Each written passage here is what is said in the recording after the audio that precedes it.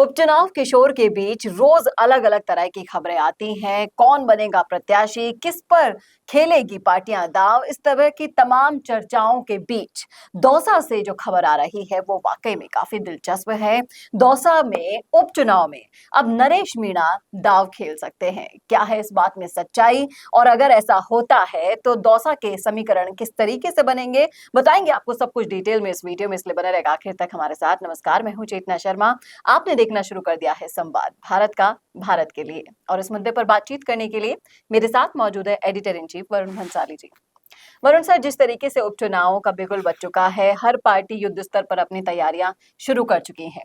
इसी दौर में अब प्रत्याशियों के ऊपर जो चर्चाएं चल रही हैं, तो दौसा से नरेश मीणा का नाम निकलकर सामने आ रहा है।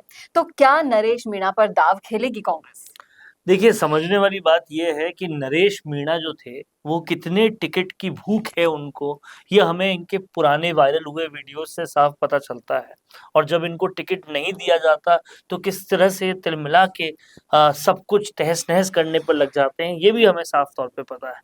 और खासकर इन्होंने पिछले अपने कुछ वायरल वीडियोस में मुरारी लाल मीणा के लिए भी क्या क्या बोला था, और उसके बाद यू टर्न लेते हुए कैसे कांग्रेस ज्वाइन की थी, इन सबको भी कहीं ना कहीं आलाकमान जानती है। लेकिन कांग्रेस के पास अभी दिक्कत ये है, और अभी भी ये दिक्कत है, कि कैंडिडेट्स उनके पास बहुत ज्यादा चुनाव करने के लिए है ही नहीं। जी।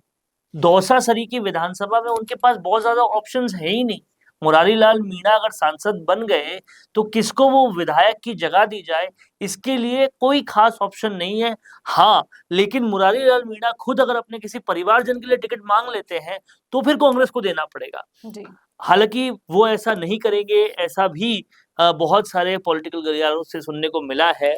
और ऐसे में नरेश मीणा का जो रास्ता है वो पूरी तरह से क्लियर होता है। और नरेश लेकिन मीणा को अगर टिकट मिलता है तो बीजेपी के लिए कितनी मुश्किलें खड़ी हो सकती हैं? देखिए, बीजेपी के लिए तो फिलहाल दौसा में काफी मुश्किलें हैं, और वो मुश्किलें जारी रहेगी जब तक वो किरोड़ी लाल मीणा को समझा नहीं लेते, बुझा नहीं लेते, उनको मनवा नहीं लेते। लेकिन एक बात साफ है कि पायलट का वहां पूरी तरह से वर्चस्व है, तो आप पायलट को निराश नहीं कर सकते। और पायलट को निराश नहीं करना, इसलिए आप मुरारी लाल मीणा को भी निराश नहीं कर सकते, क्योंकि मुरारी लाल मीणा को दौसा का पायलट भी कहा जाता है कि दौसा में सब कुछ जो भी पायलट चाहते हैं वो मुरारी लाल मीणा ही करते हैं, तो उनको उनका पर्यायवाची माना जाता है। लेकिन समझने वाली बात यह है कि अगर लास्ट मोमेंट पर भी जो वहां के अभी सांसद बने हैं मुरारी लाल मीणा, उनके एक समर्थकों का धड़ा ये चाहता है कि उनके परिवार में से ही किसी को टिकट मिले। वो समर्थकों का धड़ा अगर प्रभावी हो जाता है मुरारी लाल मीणा पर, और वो अपने परिवार के लिए टिकट मांग लेते हैं, तो फिर बहुत दिक्कत हो जाएगी। लेकिन क्या इससे कांग्रेस का जो परिवारवाद हमेशा से चला आ रहा है, फिर से वही राजनीति शुरू नहीं हो जाएगी परिवारवाद से जुड़ी हुई? देखिए, कांग्रेस के पास तो अब बोलने के लिए राज्य स्तर पर और दूसरे स्तरों पर ये भी है कि बीजेपी भी बहुत परिवारवाद करती है, और बीजेपी में भी बहुत परिवारवाद हुआ है। वही रामविलास पासवान के बाद क्यों चिराग पासवान को आप बना रहे हैं, या इस तरह के और भी कई सारे उदाहरण हैं। पर समझने वाली बात यह है कि मुरारी लाल मीणा का जो वर्चस्व है दौसा के अंदर, और सचिन पायलट से जो उनका जुड़ाव है, उसे इग्नोर करके कांग्रेस जीत नहीं सकती। और इसलिए उन दोनों का जिस कैंडिडेट पे समर्थन होगा उसी कैंडिडेट को आना होगा।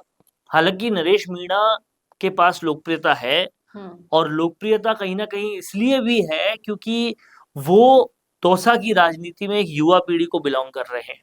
लेकिन समझने वाली बात यह है, दौसा में जो दिक्कतें हैं, पानी की दिक्कत है, दौसा में एक तरह का वोटर का माइंडसेट है कि वो जिसके प्रति पूरी तरह से लॉयल हो जाता है ना, वो उससे कहीं हिलता डुलता नहीं है। जी।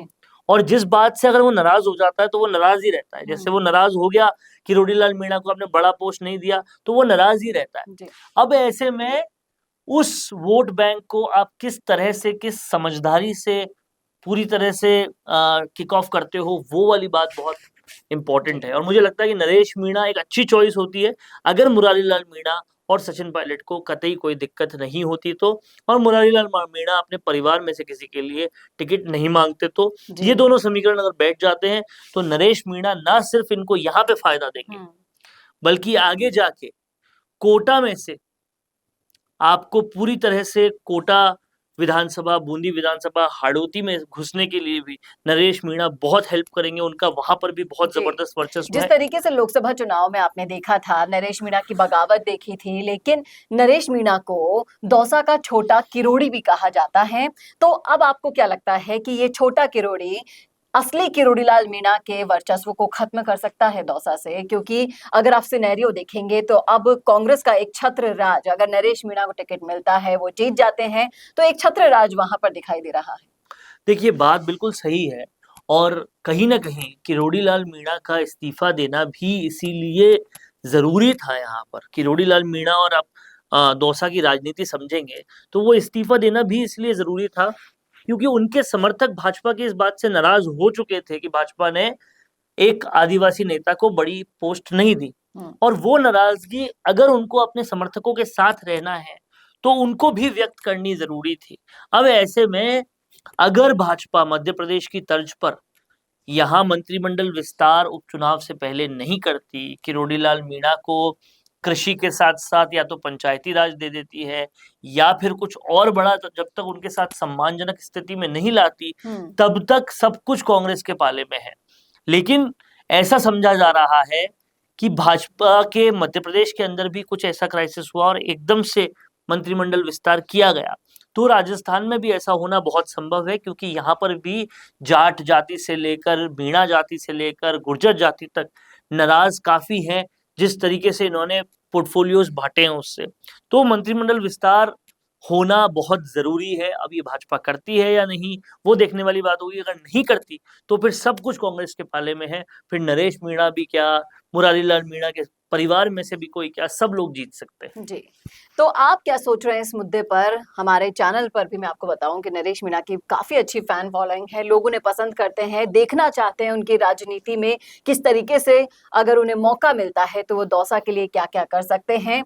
तो अगर उनको टिकट मिलता है तो दौसा का रूप कैसे बदलेगा और उनको टिकट मिलना चाहिए या नहीं? इस मुद्दे पर आपकी क्या राय है? कमेंट करके बताइएगा। कैसा लगा वीडियो ये बताना ना भूलिएगा और ऐसे और वीडियोस के लिए देखते रहिए संवाद भारत का भारत के लिए। Namaste. Are you looking for a professional Indian spokesperson for your business promotion? Look no further. I am Varun, an actor, spokesperson with 20 plus years of experience. Whether you are launching a new product, promoting a service, or simply aiming to connect with your audience, I am here to do that for you in the most impactful manner that connects with your target audience. I do scripting, editing, motion graphics, lighting, animation, and audio. All these in-house, ensuring quality and fast delivery. I offer logo insertion, image insertion, video insertion, bottom scroll insertion, and movable background too with just a little extra charge. Now what are you waiting for? Let's join hands to create a promotional masterpiece that reflects your brand identity. Check out my profile now and message me for any kind of queries.